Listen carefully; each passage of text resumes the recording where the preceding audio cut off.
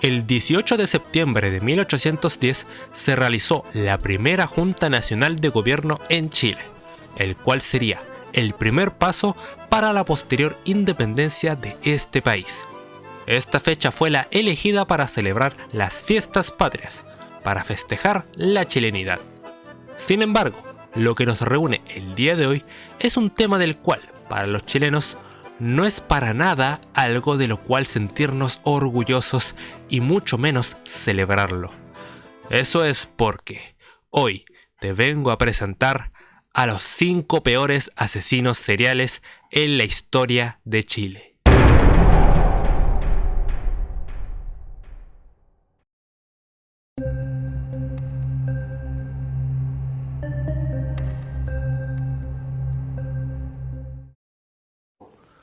Si tú quedaras en libertad, podrías volver a cometer el mismo delito, ¿no? Lo he pensado. También me he cuestionado, también lo he analizado. Y a ciencia cierta, no tengo la respuesta. El sujeto que ves aquí es Hugo Bustamante, siendo entrevistado en el programa de televisión Mea Culpa, transmitido entre 1993 y 2009. Dicho programa recreaba de manera fidedigna numerosos crímenes que conmocionaban a la opinión pública chilena, y en ocasiones se incluían entrevistas con los propios responsables de dichas aberraciones. Entonces, ¿cuál fue el crimen que cometió Bustamante para merecer una aparición en este programa? Bueno, en el año 2005, este sujeto asesinó a sangre fría a su expareja y al hijo de esta, y no suficiente con eso, escondió a ambos cadáveres en un tambor de 40 litros, el cual cubrió con cal y enterró en un sitio alejado de su casa. Este brutal crimen y la forma en que ocultó los cadáveres le otorgó a Hugo el apodo del asesino del tambor. Algo insólito que ocurrió con este caso es que este psicópata fue dejado en libertad condicional en 2016. Todo gracias a unos jueces incompetentes que no se dieron el tiempo para leer todo el historial criminal y el perfil psicológico completamente errado que poseía este criminal. ¿Has oído alguna vez esa famosa frase que reza que no hay que dejar en libertad a gente así de enferma porque es solo cuestión de tiempo para que vuelvan a actuar? Sí, lo que escucharás ahora lamentablemente va por ese camino. En agosto de 2020 se reportó la desaparición de una joven de tan solo 16 años, Ámbar Cornejo, la cual vivía una muy difícil y compleja situación familiar. 8 días después de su desaparición, sus restos fueron hallados en la casa de la pareja de su madre, Denise Llanos. ¿Me creerías si te revelo quién era la infame pareja de su madre? Sí, por más insólito y aberrante que suene, su padrastro era nada más ni nada menos que Hugo Bustamante, el cual actualmente se encuentra en prisión, como debió ser desde un inicio, a la espera de su sentencia. Y la madre de Ámbar también está siendo investigada por haber colaborado en este horrible crimen.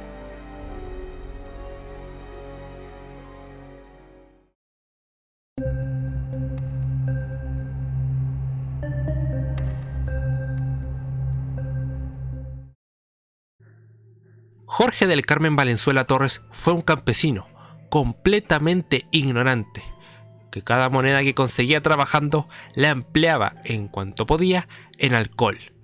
A pesar de su condición social y económica, Jorge consiguió pareja, la cocinera Rosa Rivas, una viuda de 38 años y madre de 5 hijos pequeños. La tarde del sábado 20 de agosto de 1960, la pareja se inmiscuyó en una discusión, debido a que la mujer, por problemas burocráticos, no había podido ir a cobrar la pensión que le correspondía por su condición de viuda.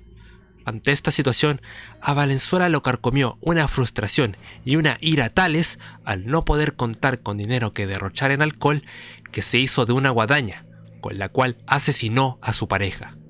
No satisfecho con eso, Jorge posteriormente asesinó uno a los 5 pequeños e inocentes hijos de la ahora fallecida Rosa. Se sabe que una de las hijas fue ahorcada hasta morir, y que el menor de la familia, que era tan solo un bebé, fue pisoteado hasta la muerte.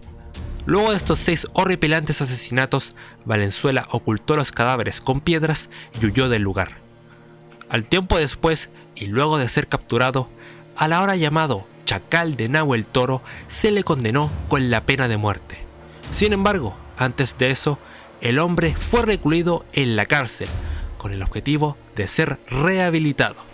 Fue así como durante los siguientes 32 meses, Jorge Valenzuela recibió educación, aprendió el oficio de elaborar guitarras y se convirtió a la religión católica. Con esto, surgió en su interior un arrepentimiento real y auténtico respecto de su crimen.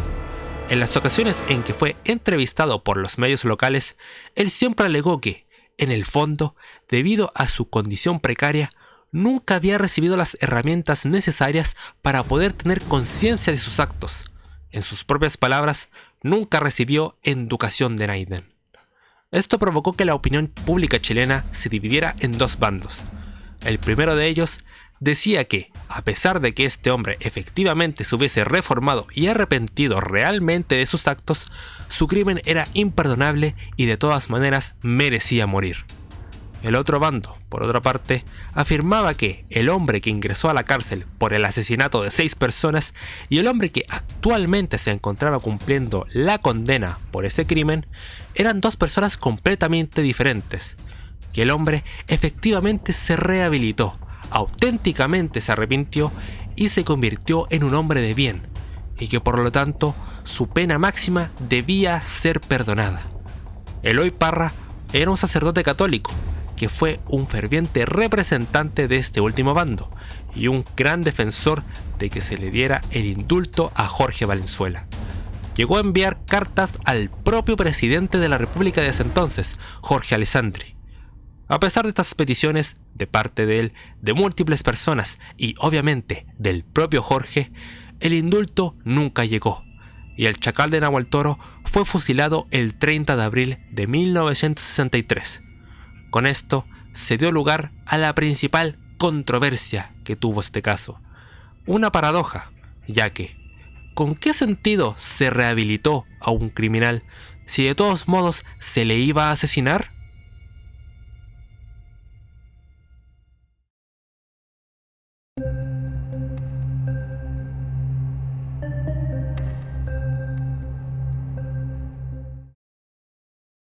La deshonrosa medalla de bronce de los peores asesinos seriales en la historia de Chile va por partida doble, pues comprende al dúo conformado por Jorge Sagredo y Carlos Top, 2 carabineros, es decir, 2 policías chilenos, conocidos como los psicópatas de Viña del Mar, quienes, entre el 5 de agosto de 1980 y el 1 de noviembre de 1981, perpetraron la friolera cantidad de 10 asesinatos y 4 violaciones. Su primera víctima fue el electricista Enrique Gajardo, cuyo vehículo quedó colgando de un cerro.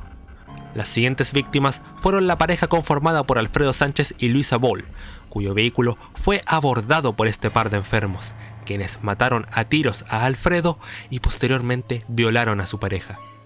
Luego siguieron Fernando Lagunas y Delia González, quienes, tras ser sorprendidos por el dúo, fueron asesinados a balazos.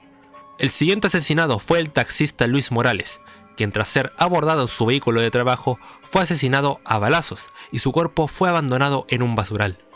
Al día siguiente de ese crimen, y mientras conducían el taxi que habían robado, la pareja se topó con el vehículo detenido en el cual se encontraban Jorge Inostroza y su pareja Margarita Santibáñez, y también iba a bordo su pequeño bebé. Esto no fue impedimento para que Top sacara del vehículo a la pareja, asesinara de un tiro a la cabeza a Jorge y tras esto procediera a violar a su pareja. Todo esto mientras Sagredo cuidaba del bebé. Un mes después, Jorge y Carlos volvieron a abordar un taxi, en esta oportunidad perteneciente a Raúl Aedo, al cual se le propinó un disparo en la espalda y fue arrojado por una quebrada. El pobre hombre sobrevivió a esto, pero mientras subía nuevamente por la quebrada, fue sorprendido por el dúo, quienes le propinaron el último disparo que le dio muerte. El mismo día del crimen de este taxista, el par de psicópatas detuvieron un vehículo en el cual iban Ana María Riveros y Óscar Noguera. Top sacó al hombre, lo llevó lejos y lo mató de 2 disparos. Todo esto mientras que Sagredo violaba a la mujer en el asiento trasero del auto. Sus últimas víctimas fueron la pareja conformada por Jaime Ventura y Roxana Venegas. La mujer fue violada y ambos fueron asesinados a tiros. Tras ser detenidos, los psicópatas de Viña del Mar confesaron abiertamente haber cometido todos y cada uno de los crímenes de los que se le acusaba. Tras esto, fueron condenados a la pena de muerte, siendo fusilados el 29 de enero de 1985, significando este el último fusilamiento antes de que la pena de muerte en Chile fuese derogada en el año 2001.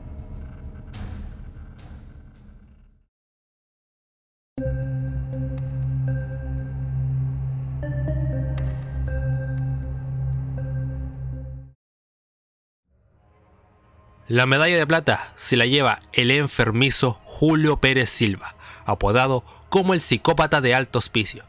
Este repugnante ser humano se desempeñaba como taxista clandestino. Fue mediante este oficio que ejecutó sus horribles crímenes entre 1998 y 2001. Su modus operandi fue siempre el mismo. Mientras ejercía su ilícito trabajo, interceptaba a jóvenes estudiantes, la mayoría de ellas menores de edad, a las cuales les ofrecía transportarlas de manera completamente gratuita.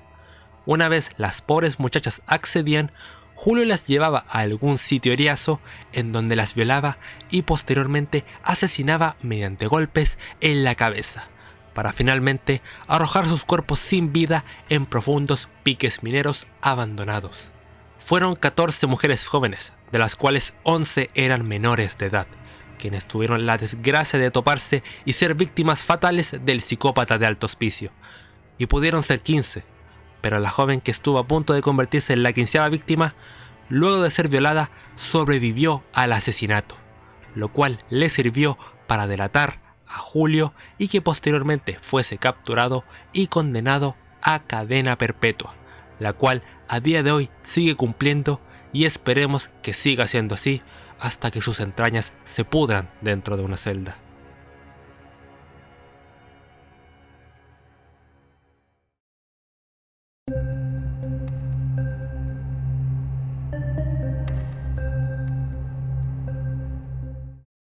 Muchos expertos consideran al puesto anterior como el peor asesino serial de la historia de Chile, y es muy probable que estén en lo cierto, ya que, entre otras razones, al ser un caso relativamente reciente en la historia, todos y cada uno de sus crímenes están documentados y comprobados, por lo que se sabe con exactitud la cantidad de víctimas que sufrieron de él y cómo fue que sufrieron. Y esa es la principal diferencia que posee aquel puesto con este, la medalla de oro, ya que se trata de una figura histórica que vivió durante el siglo XVII, y, como puedes imaginar, no se tiene la evidencia concreta de si efectivamente esta persona asesinó a la cantidad de víctimas que se presume que asesinó, pero que, en caso de ser cierto, cosa que estamos asumiendo para considerarla el puesto número 1, estaríamos hablando de, sin lugar a dudas, la peor asesina serial en la historia de Chile, y de entre las peores en la historia de Latinoamérica, y quién sabe, quizás del mundo. Y sí, estamos hablando de una mujer. Damas y caballeros, les presento a Catalina de los Ríos Ilisperger, nacida en algún día de octubre de 1604. Esta señorita fue una aristócrata y terrateniente nacida en Chile que vivió durante la época colonial. En otras palabras, era una mujer muy importante de una alta clase social. Se destacó, entre otras cosas, por su enorme belleza y su irresistible atractivo físico, pero también, según se cuenta, por la crueldad con la que trataba a sus sirvientes. A esta pelirroja se le apodó como la Quintrala. Se teoriza que este apodo surgió de una desviación del diminutivo de su nombre de pila, Catrala o Catralita. Pero por otra parte, se dice que en realidad el origen de este apodo tiene relación al hecho de que esta señorita azotaba a sus esclavos con ramas de quintral, planta que, cabe recalcar, es de color rojo como sus cabellos, por lo que este seudónimo le viene como anillo al dedo. Cuando la Quintrala tenía 18 años, se le acusó de haber asesinado a su propio padre, envenenándolo con una cena que fue preparada por ella misma. A pesar de esto, nunca fue procesada por ello, ya fuera por falta de pruebas o por las influencias que contaba gracias a su familia. Este hecho sería solo el comienzo de la vida, o más bien de la leyenda de la Quintrala, ya que, como dije en un inicio, no se posee la documentación histórica precisa que delate con exactitud sus crímenes. Por lo tanto, la mayoría de lo que te contaré de aquí en adelante son hechos que, según la mayoría de historiadores y de algunos relatos que se rescataron de la época, efectivamente ocurrieron. Ahora, el cómo fue que ocurrieron, eso es lo que no se ha logrado desentrañar. Entonces, esta mujer primero intentó matar a un sacerdote. Luego, en 1624, acuchilló hasta la muerte a un rico feudatario de Santiago, para posteriormente culpar del crimen a una esclava suya, la cual fue ajusticiada en la Plaza de Armas de Santiago. Golpeó y apuñaló a un antiguo amante, por considerar que ésta había jugado con sus sentimientos. Le cercenó la oreja izquierda a un hombre muy importante de la época, y mató a un caballero de Santiago en presencia de otro caballero. Catalina se convirtió en terrateniente tras haber heredado de su padre unas cuantiosas tierras.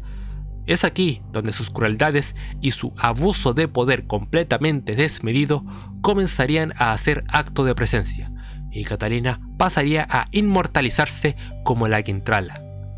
En 1633 intentó asesinar a Luis Vázquez, un clérigo de la Ligua, porque éste le había reprochado su estilo de vida disipado y sus crueldades. A pesar de continuas denuncias de abusos y crueldades de su parte, nunca recibió castigo alguno, ya que, debido a la gran cantidad de dinero que tenía prácticamente comprados a los jueces y letrados, además de poseer a numerosos familiares en cargos importantes. A la Quintrala se le capturó y se le intentó llevar a cabo un juicio en su contra, producto de que cada vez las denuncias de abusos, crueldades y asesinatos eran más y más. La propia Real Audiencia, órgano judicial importantísimo de la época, inició una investigación en secreto para desenmascararla. Sin embargo, como mencioné anteriormente, debido a las influencias que tenía la Quintrala, el juicio se estancó y la mujer fue liberada, y nunca pagó por sus crímenes. La Quintrala murió en 1665, a la edad de 61 años, edad avanzada para la época. Murió temida, mitificada, sola y siendo odiada por todos. Ahora, el dato que nos reúne con ella en el primer puesto. Si todas las acusaciones que se le hicieron tanto en vida como después de su muerte son reales y efectivamente ocurrieron, Catalina de los Ríos y Lispreger fue responsable directa de los asesinatos de más de 40 personas, convirtiéndola así en la peor asesina serial en la historia de Chile.